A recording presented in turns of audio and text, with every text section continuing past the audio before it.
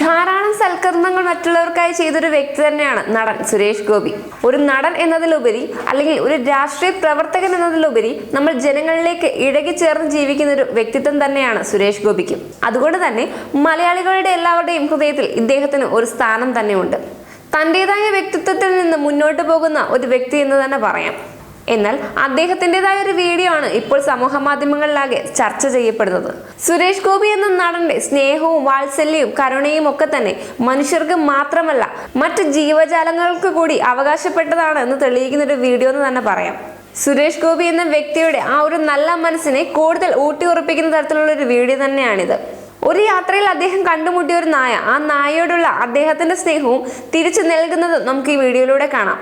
ഒപ്പം അദ്ദേഹം തന്നെ ആ നായയ്ക്ക് ചായ കൊടുത്ത് ആ ഒരു സ്നേഹം ഊട്ടി ഉറപ്പിക്കുന്നത് നമുക്ക് ഈ വീഡിയോയിലൂടെ കാണാൻ സാധിക്കും.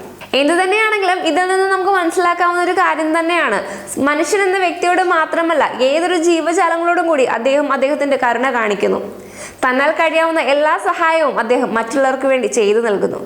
അതുകൊണ്ട് തന്നെ വലിയൊരു ജനപിന്തുണ തന്നെയാണ് നടൻ സുരേഷ് ഗോപിക്ക് ഉള്ളത്. എന്തു തന്നെയാണെങ്കിലും നിമിഷ നേരങ്ങൾക്കുള്ളിൽ തന്നെയാണ് ഇദ്ദേഹത്തിന്റെ ഈ ഒരു വീഡിയോ സമൂഹ മാധ്യമങ്ങളിലെല്ലാം വൈറലായി കഴിഞ്ഞിരിക്കുന്നത്.